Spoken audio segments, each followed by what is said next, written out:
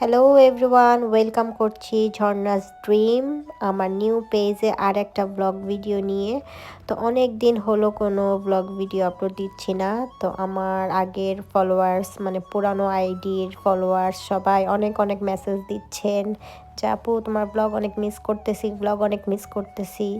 তারপর আমার এই নতুন আইডির ঝর্ণাস ড্রিম পেজের ফলোয়ার্সরা অনেক মেসেজ দিচ্ছেন যে আপু আপনার ব্লগ ভিডিও পাচ্ছি না কেন।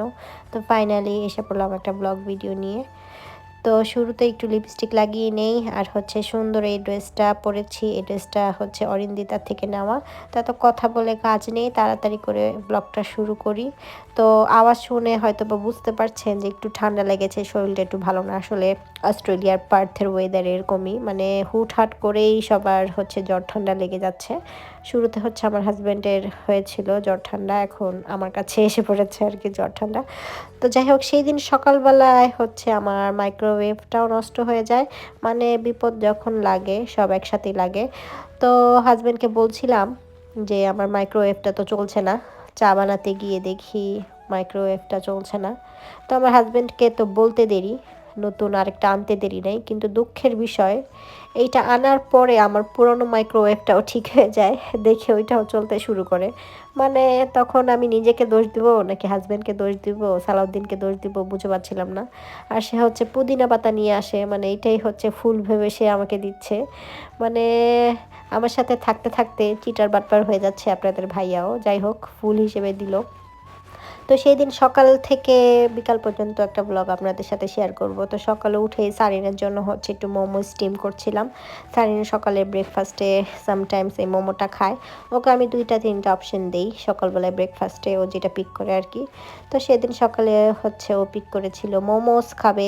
তারপরে হচ্ছে ওকে মোমোস দিয়ে আমার জন্য 1 কাপ গরম গরম চা বানিয়ে ফেলি। সকালে নর্মালি আমি চাটাই খাই। এরপর চলে আসি রান্না বান্নার কাজে। সেদিন হচ্ছে আমার বাসায় কিছু গেস্টও এসেছিল, তাই তাড়াহুড়ো করে হচ্ছে রান্নাবান্না শুরু করে দিই। আর আপনাদের ভাইয়াও হচ্ছে সেদিন বাসায় ছিল। আর লিপস্টিক দেওয়ার পরে তার এই সুন্দর চকচকা গাল আর মাথা দেখলে আমার আসলে কেমন জানি লাগে, একটু লিপস্টিক না ভরিয়ে দিলেই না। এইটা যদি কোনো নায়ক নায়িকা হইতো তাহলে আপনারা বলতেন ওয়াও, ওফ কি রোমান্টিক, হোয়াট এ সিন। কিন্তু এই যে জামাই বউ, যখন ওর সাথে একটু খুনসুটি ভিডিও শেয়ার করি বা একটা দিলামই উম্মা, ভালোবাসার ঝাপ্পি, জাদু কি পাপ্পি, তখন আপনারা বলবেন ইস রে, অনলাইনে আর ভালোবাসা দেখানোর জায়গা পায় না, অনলাইনে এসে সব। আর ভাই জামাই বউ তো আমরা, হ্যাঁ, নায়ক নায়িকারা যখন দেখেন আপনারা মুভিতে তখন তো এইটা বলেন না সি হারাম হারাম, এই কার জামাই না কার বউ। তখন আপনারা কি রোম্যান্টিকভাবে দেখেন, বিশ্বাস করেন। মানে তখন ভাল লাগে না দেখতে রোম্যান্টিক সিন আসটা, কি ভালোবাসা, একদম যেমন জনম জনমের ভালোবাসা, এরকম ফিল নিয়ে দেখেন। আর আমাদের জামাই বউর আপনারা এমন করেন, এটা কিন্তু ঠিক না। মনে করেন এখনই তো সময় জামাই বউয়ের, তাই না? সারাদিন তো ক্যামেরা অনই থাকে, মানে ব্লগার হইলে যা হয়, এই যে কাজ করতেছি সব করতেছি ক্যামেরা তো অনই, তো ক্যামেরা অন থাকলে মাঝে মধ্যে একটু ঢুইকা যায় জামাই আইসা। আচ্ছা যাই হোক, এটা আপনারা অনেক কথা বলে ফেলছি। যাই হোক, যা বুঝলে বুঝপাতা, না বুঝলে তেজপাতা। এখানে হচ্ছে আমি রান্না বান্না শুরু করে দিই। আর ওই দিন মনটা আসলে ভালো ছিল। এখন ভয়েস ওভার দিতে গিয়ে হচ্ছে শরীরটা ভালো না, নাকটা বন্ধ হয়ে আছে, কথা শুনলেই তো বুঝতে পারতেছেন। কিন্তু সেদিন কিন্তু মনটা আসলে ভালো ছিল। আর মন ভালো থাকলে আসলে সেজে গুজে এভাবে রান্না করতে এসে পড়ি। আর মন ম্যাক্সিমাম টাইমই আমার ভালোই থাকে, খারাপ খুব কমই থাকে। তো এখানে আসলাম রোস্ট রান্না করতে। এই তো রোস্টের তেলটা একটু বেশি গরম হয়ে যায়। চুলাতে গরম তেল বসিয়ে জানি কি কাজ করতে গিয়ে ভুলে যাই। তো তুলনামূলক একটু বেশি তেলটা গরম হয়ে যায়, জন্য খুব ভয়ে ভয়ে ছিলাম। আর এখানে হচ্ছে মাংস কেটে নিই, একটু বিরিয়ানি রান্না করব মাংস দিয়ে। আমার হাজব্যান্ড আবার হচ্ছে শুধু বিরিয়ানি খেতে পারে না, আমার কাছে শুকনা শুকনা লাগে। তো দেখা যায় বিরিয়ানির সাথে একটু রোস্ট অথবা একটু কোরমা, মানে একটু গ্রেভি টাইপের কিছু ওর লাগে। তো এই তো বিরিয়ানির জন্য মাংস রেডি করি। আর আমার শত্রু, আমার সব কাজ করতে ভালো লাগে, নর্মালি আমি বাসার সব কাজ হচ্ছে হাসি মুখে করতে পারি, কিন্তু 2টা কাজ আমার একদমই ভালো লাগে না। মানে 2টা কাজ আমার করতে ইচ্ছাই করে না। এক হচ্ছে এই পেঁয়াজ কাটা। হ্যাঁ, পেঁয়াজ কাটা আমার একদমই পছন্দ না। তো পেঁয়াজ কোনো রকমভাবে কেটে উঠি, কারণ পেঁয়াজ কাটতে গেলে আমার খুবই কান্না করতে হয়। আর এই কান্না করতে কে চায় বলেন তো? কী একটা জিনিস যে রান্নায় দিতেই হবে, যেই জিনিসটা আমাদের এত কান্না করায়। মানে ওই জিনিসটাও তাও রান্নায় ব্যবহার করতে হবে, এই দুঃখে তো আমি বাঁচি না। তো যাই হোক, পেঁয়াজ কাটতে আমার একদমই ভালো লাগে না। আর হচ্ছে আরেকটা কি জানি, আরেকটা কথা হচ্ছে, একটা ভাইয়া আমার পেঁয়াজ কাটা দেখে একবার কমেন্ট করেছিল যে ওর থেকে আমি ভালো পেঁয়াজ কাটতে পারি, মানে ওইটা ছিল একটা ছেলে, মানে একটা ভাইয়া। তো আমি খুব হাসলাম, আমাকে ঠিকই বলেছে, আমি আসলে পেঁয়াজ কোনো রকম কাটি, চোখ বন্ধ করে, মানে মানে বড় বড় করে কেটে কোনো রকম হইলো এরকম অবস্থা। আর হচ্ছে আরেকটা কাজ হচ্ছে থালা বাসন ধোয়া, মানে থালা বাসন ধুইতে আমার একদমই ভালো লাগে না। এটার পিছনে একটা কারণ আছে, কারণ হচ্ছে আমার তো আবার কোল্ড অ্যালার্জি আছে, ডাস্ট অ্যালার্জি, কোল্ড অ্যালার্জি।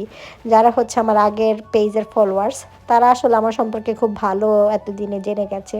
কিন্তু এই নিউ পেজে দেখলাম অনেক নিউ ফলোয়ার্স হচ্ছে জয়েন হয়েছে। তো অনেকে আগের পেজ থেকে আমাকে খুঁজে বের করেছে যে ঝর্ণাপুকে খুঁজতে খুঁজতে পেয়ে গেলাম ঝর্ণাস ড্রিমে। তো যাই হোক, তারপরে হচ্ছে তারা জানে, আগের ফলোয়ার্সরা, আগের পেজের ফলোয়ার্সরা অনেকেই জানে যে ডাস্ট অ্যালার্জি, কোল্ড অ্যালার্জি আছে। তো কোল্ড অ্যালার্জির থাকার কারণে দেখা যায় আমি পানির কাজটা বেশি একটা করলে না আমার ঠান্ডা লেগে যায়, হ্যাচু হ্যাচু হ্যাচু, যারা জানে। তো এর জন্য হচ্ছে থালা বাসন ধুতে একদমই মন চায় না। আর এরপরে হচ্ছে আমি আমার কিচেনেই রেখে দিই একটা সানস্ক্রিন। সানস্ক্রিন দিতে ভুলে গেলে চলবে না, এটা আমি একটা গাড়িতে রাখি, একটা হচ্ছে কিচেনে রাখি, একটা হচ্ছে আমার বেডরুমে রাখি। তো অনেকে মনে করে যে বাসায় থাকলে হয়তো বা সানস্ক্রিন ব্যবহার করা দরকার নেই, কিন্তু আমি সানস্ক্রিন অনেক পছন্দ করি। তো দেখা যায় বাসায় থাকলেও দেই। আর বিশেষ করে কিচেনে যখন থাকি, আমার তো কিচেনের সাইডে বড় একটা উইন্ডো আছে। তো দেখা যায় উইন্ডোর পাশে থাকলে বা কিচেনে থাকলে সানস্ক্রিন ব্যবহার করা যায়। আর এই সানস্ক্রিনটা হচ্ছে শুধু সানস্ক্রিন না, একটা ময়শ্চারাইজারের মতনও কাজ করে। তো দেখা যায় সকালবেলা যেদিন ভুলে যাই তাড়াহুড়ো করে, সবসময় তো স্কিন কেয়ার করে নিচে নামতে পারি না, তখন দেখা যায় নিচে নেমে মনে পড়লে এখান থেকে বের করে সানস্ক্রিন, আমার ফেভারিট সানস্ক্রিনটা দিয়ে ফেলি। আর এটা হচ্ছে সানমিল্ক, সানমিল্ক। এটা আপনারা পেয়ে যাবেন হচ্ছে চৌধুরানী আয়ুর্বেদা এই পেজে। তো ওদের কাছে 2 রকমের সানস্ক্রিন আছে আপনাদের স্কিন টাইপ অনুযায়ী, যে যার যেটা স্যুট করে ওই ধরনের সানস্ক্রিন আপনারা ব্যবহার করতে পারেন। একটা আছে হচ্ছে অয়েলি স্কিনদের জন্য, আর একটা হচ্ছে ড্রাই স্কিন যাদের, তাদের জন্য। তো আপনারা অবশ্যই আপনাদের স্কিন কেয়ার যে প্রোডাক্টসগুলো আছে ওগুলো আপনাদের স্কিন টাইপ অনুযায়ী সবসময় চুজ করবেন। আর হচ্ছে চৌধুরানী আয়ুর্বেদা, ওদেরকে বললেই হবে যে কোন টাইপের স্কিন আপনার, তারা আপনাকে হেল্প করবে, কারণ তাদের হচ্ছে লন্ডনেও হচ্ছে একটা পার্লার আছে, স্টুডিও আছে। তো হ্যাঁ, তারা এই বিষয়ে আপনাকে হেল্প করতে পারবে। তাই তো আমি আবার এসে বললাম আমার সেই কষ্টের কাজ পেঁয়াজ কাটাতে, আর দেখাচ্ছি যে কষ্টের চোখের পানি চোখের পানি আর কেউ আনতে পারুক আর না পারুক, এই পেঁয়াজটা পারবেই। তো যাই হোক, এখন হচ্ছে রান্না বসিয়ে দিলাম। আর আগের পেজে হচ্ছে আপডেট আপনাদের বলি, অনেকে হচ্ছে অনেক অনেক মানুষকে গালাগালি করছেন যে কে করলো, নষ্ট করলো, হ্যান করলো, ত্যান করলো। আসলে আমার জানা মতে আমার তেমন কোনো শত্রু নাই, আমি শত্রু বলে মানি না কাউকে। তো আসলে আমার ক্লোজ কেউ বা কোনো শত্রু করেছে এরকম বিষয়টা না। আসলে এটা একটা গ্রুপই হঠাৎ করে বের হয়েছে, হ্যাঁ, কপিরাইট গ্রুপ যেটাকে বলে। ওরা কি করে, মনে করেন যাদের একটু ভিউজ বেশি বা যাদের পেজটা একটু বড় বা একটু হাইপে উঠলেই না, তাদের পেজে হচ্ছে তারা ফেক কপিরাইট বানায়। যেমন আমার ভিডিও, আমার ওন ভয়েস, আমার ওন ভিডিও সব কিছুই আমার নিজস্ব থাকা সত্ত্বেও তারা এমন একটা অ্যাপস বা এমন একটা তো মানে কি বলে এটাকে, এমনভাবে ওরা ক্রিয়েট করে যে তারা হচ্ছে মেয়েটাকে ক্লেম করে এটা তাদের কন্টেন্ট, হ্যাঁ, তাদের অরিজিনাল কন্টেন্ট। তো আমাদের অরিজিনাল কন্টেন্টে তারা কপিরাইট মারলে হয় কি ওটা রিমুভ হয়ে যায়। একবার রিমুভ হয়ে গেলেই হচ্ছে মেয়েটা হচ্ছে আমাদের পেজে রেস্ট্রিকশন অথবা সাসপেন্ড করে রাখে। আর এটার শিকার শুধু আমি একা না, এটা হচ্ছে জাপানে অনেক বড় বড় ব্লগার, ওদেরও হয়েছে। আমি তো ছোটোখাটো মানুষ, তাই আমার আমার পেছনে লাগলো কেন বুঝলাম না। তো বুঝলাম না তা না, তারা তো আমাকে টাকাও চেয়েছে, তারা কপিরাইট দেওয়ার পরে আমার কাছে টাকা চেয়েছে, কিন্তু আমি বলেছি আমি তোমাদেরকে 1 টাকাও দিব না এটা একটা নতুন ব্যবসা শুরু হয়েছে আর কি, মানে ব্লগার বা কন্টেন্ট ক্রিয়েটরদের সাথে, যে নতুন একটা ব্যবসা, যে তার পেজে একটা কপিরাইট মেরে দেই, মেরে একটু সাসপেন্ড বা রেস্ট্রিকশন করে আমি টাকা চাবো, টাকা দিলে হচ্ছে আবার আমি কপিরাইটটা উঠিয়ে নিব। তারা চাইলে কপিরাইটটা উঠিয়েও নিতে পারে, হ্যাঁ, মানে ভিডিওটা ব্যাক হয়ে যায় তখন। কিন্তু আমি বলেছি আমি 1 টাকাও দিব না, আমার পেজ 1 টাকা কেন 10 টাকা কেন, যত খুশি তোমরা নষ্ট করতে থাকো, কারণ অন্যায়ভাবে আমি তোমাদের 1 টাকাও দিব না। সৎভাবে টাকা ইনকাম করলে করো, মানুষের ক্ষতি করে তোমরা টাকা চাচ্ছ, এটা কোন ধরনের নীতি? যাই হোক, বিষয় না। তারপরে হচ্ছে পেজ আবারও ফিরে আসবে ইনশাল্লাহ, কারণ মেয়েটা তো অ্যাপ্লিকেশন করার পরে বা আমাদের আপিল করার পরে তাদের প্রুফ দেওয়া হলেই হয়, কারণ আমাদের তো অরিজিনাল ভিডিও, আমরা তো কারো ভিডিও চুরি করে আমাদের পেজে ছাড়ি না। যেহেতু একসাথে অনেকের পেজ এরকম ধরনের সমস্যা হয়েছে, তাই দেখা যাচ্ছে এটা টাইম নিচ্ছে।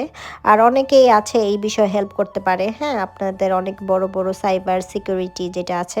আর আমার পেজের আসলে সিকিউরিটিটা অনেক কম ছিল, আমি আসলে বুঝিই নেই যে এরকম কিছু হতে পারে।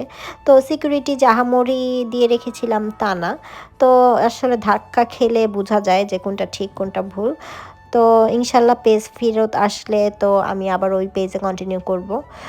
আর এই পেজে হচ্ছে ছোট একটা পেজ আমার, কিন্তু এই পেজে অনেক ভালোবাসা পেয়েছি। কিন্তু আমার খুব খারাপ লাগে আমার ওই পেজের ফলোয়ার্সদের জন্য, তারা অনেকেই হচ্ছে আমার এই নতুন পেজটার কথা জানে না বা দেখে না। এর জন্য হচ্ছে তারা খুবই আফসোস করে আর প্রতিনিয়ত হচ্ছে আমাকে মেসেজ পাঠায় ঝর্ণা উদ্দিন ব্লগসে। আমি মেসেজগুলো রিপ্লাই যে দিব, রিপ্লাইও দিতে পারছি না, কারণ রিপ্লাই হচ্ছে রেস্ট্রিকশন দেওয়া, আমি কোনো মেসেজ সেন্ড করতে পারছি না। তো যাই হোক, ওদের জন্য খুবই খারাপ লাগে। আর মনে হয় যে ঝর্ণা উদ্দিন ব্লগসে আর কিছু পাই না পাই, মানুষের ভালোবাসা পেয়েছি।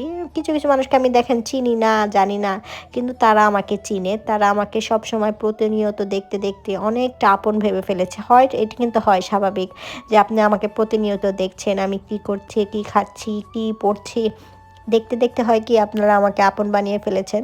আর এইটাই হচ্ছে অনেক প্রাপ্তি আমার এই ঝর্ণাউদ্দিন ব্লগসের পেজ থেকে। যখন আপনাদের বড় বড় মেসেজগুলো পড়ি, আমার কাছে আসলে খুবই ভালো লাগে। আমি অনেক আবেগ আপ্লুত হয়ে যাই মাঝে মধ্যে, যে যা তারা আমাকে নিয়ে কত টেনশন করে। তো যাই হোক, অনেক কথা আপনাদের সাথে শেয়ার করলাম, আশা করছি আপনারা বুঝতে পেরেছেন।